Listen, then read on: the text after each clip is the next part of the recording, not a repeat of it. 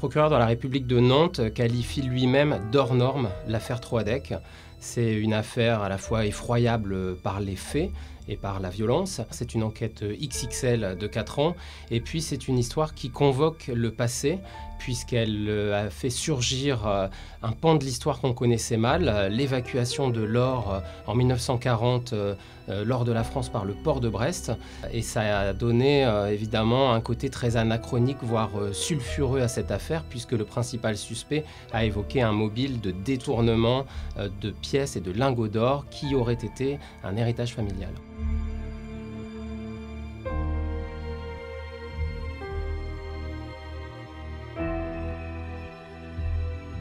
L'affaire Troadec, c'est l'histoire d'une famille, le père, Pascal, et Brigitte, sa femme. Ils ont 49 ans tous les deux, et ils ont 2 grands ados, Sébastien et Charlotte.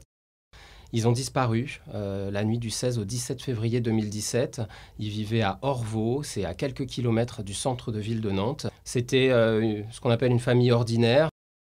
Au bout d'une semaine, après plusieurs alertes de la famille, eh bien, la police est partie à leur recherche. Ce qui a tout de suite inquiété les enquêteurs, c'est que le domicile du couple se trouvait à seulement 4 km du domicile de la famille de Xavier Dupont de Ligonnès. Immédiatement, ils ont eu ce souvenir en tête et ils se sont demandé si ce n'était pas un scénario qui pouvait se répéter. Il faudra attendre près de 3 semaines pour que les enquêteurs puissent retrouver les corps sans vie et démembrés de la famille Troadec, à 300 km de Nantes, dans le Finistère, dans une ferme qui était la ferme d'un de leurs beaux-frères, Hubert Cahuissin, et de sa compagne, Lydie Troadec, la sœur du père de famille tué, Pascal Troadec.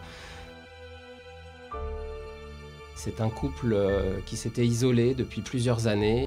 Ils étaient tous les deux en arrêt maladie. Lui avait fait un burn-out, elle avait eu de sérieux problèmes de santé.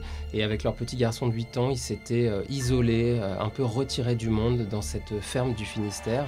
Et ils nourrissaient à l'égard de la famille Troadec une rancœur. L'affaire Troadec, c'est aussi une histoire de ressentiment.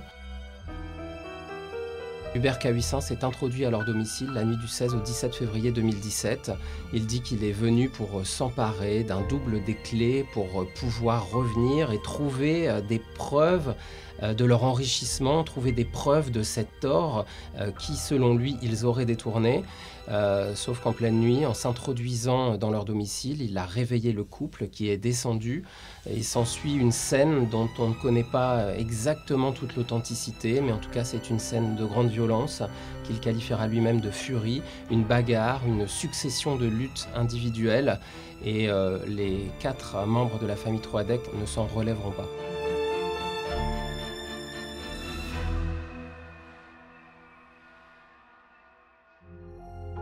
Hubert Cahuissin, il est entré dans la famille Troadec en 2006 quand il a rencontré Lydie sur un site de rencontre, c'était sur Mythique. Il va très vite gagner sa place dans la famille Troadec. C'était quelqu'un de sympathique, il donnait volontiers un coup de main aux parents de Lydie Troadec, il déjeunait chez eux. Et en fait, il y a un événement qui va tout précipiter, c'est qu'en 2009, le grand-père, Pierre Troadec, décède.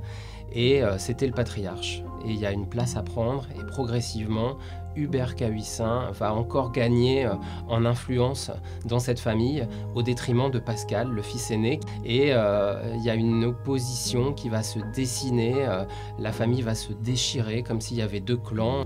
Et Hubert Cahuissin va monter un dossier à l'encontre de la famille Troadec, un dossier qu'il a baptisé Crapule dans son ordinateur.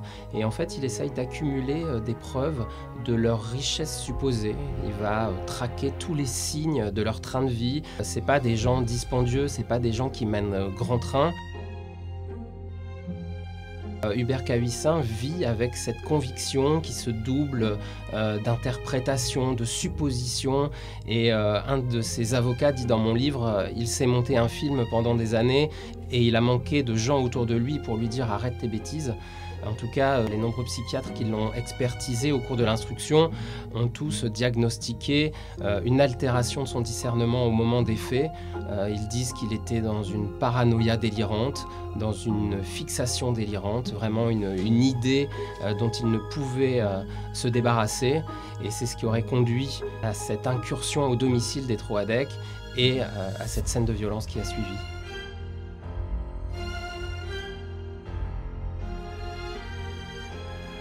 Les parties civiles, c'est-à-dire notamment la famille de Brigitte Troadec, mais aussi les tantes et les oncles de Pascal, attendent beaucoup du procès parce qu'elles n'ont pas compris quel pouvait être son mobile. Il y a deux lignes qui vont s'affronter au procès. D'une part, les parties civiles pensent qu'ils l'accusent en tout cas d'avoir prémédité ses gestes et vont visiblement sonner la charge au procès. Hubert Cahuissin a toujours fermement démenti avoir prémédité ses actes. D'ailleurs, les deux juges d'instruction n'ont pas retenu la préméditation dans leur chef d'accusation et lui va plaider l'accident et la bagarre qui a mal tourné. Il l'a répété à plusieurs fois devant les juges, il leur a dit « je ne voulais pas leur faire de mal ».